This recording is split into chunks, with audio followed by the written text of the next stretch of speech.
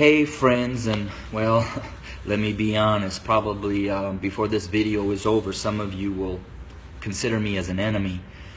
But I wanted to share a couple minutes about my thoughts, not only on the tragedies that we have been experiencing over these past months, and especially these last couple of days with the shootings of our black men, but what I'm coming to learn over my 23-year journey of being a white man, living and ministering amongst my black family here in several inner cities of Chicago.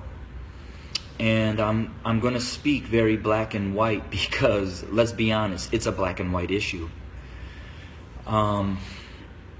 I want to take you to the book of Exodus, chapter 1, and I wanted to share a little bit of what took place prior to the rise of Moses.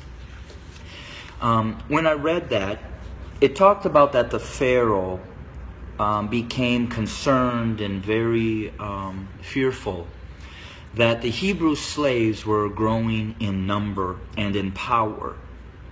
So in order to maintain their oppression, he put upon them great labor. He put upon the Hebrew slaves cruelty to keep them down. However, they still grew. And so he brought together some midwives, and he instructed them that when a Hebrew boy was born, kill him.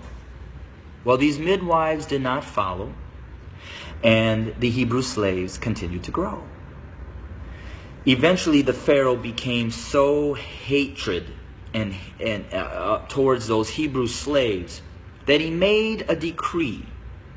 He put out an order that male baby boy Hebrew slaves were to be killed by casting them into the Nile River. Let's look at America. We brought blacks into this country as slaves. We never intended them to be anything other than a slave. But they began to grow in number and in power, and eventually they fought their way to some freedom. So we became even more cruel. And to keep our black Americans down, we lynched. But yet they rose. So then we used the welfare system, the criminal justice system, to keep them down, to contain them, to destroy them. But yet they rose, and they're rising. Then we built prisons and jails to hold them. Yet they rose. And so now we are doing exactly what the Pharaoh did at the end, sending out a decree: kill them. So until we admit that when we wrote this Constitution that all men are created equal, that we never intended to include our black brothers and sisters, our nation may end up facing exactly what the Egyptians faced when they refused to let God's people go. So I'm going to say this to my white fellow Americans, that the bloodshed that is on its way is not on the hands of our fellow black Americans, but is on our hands.